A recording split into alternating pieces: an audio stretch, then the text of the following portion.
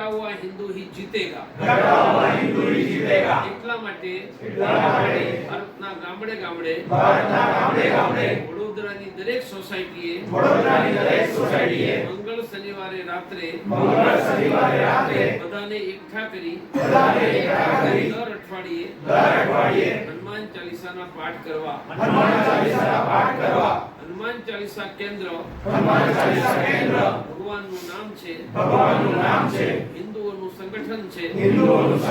છે એક હિન્દુની તકલીફ માટે એક અવાજે 100 હજાર લાખો કરોડો હિન્દુઓને કાઢવાની વ્યવસ્થા છે વડોદરામાં 1000 હનુમાન ચાલીસા હોય એક અવાજે 2-5 હજાર લોકો નીકળે ગુજરાતમાં 25,000 હનુમાન ચાલીસા હોય એક અવાજે 2-5 લાખ નીકળે દેશમાં 11 લાખ હનુમાન ચાલીસા કેન્દ્ર હોય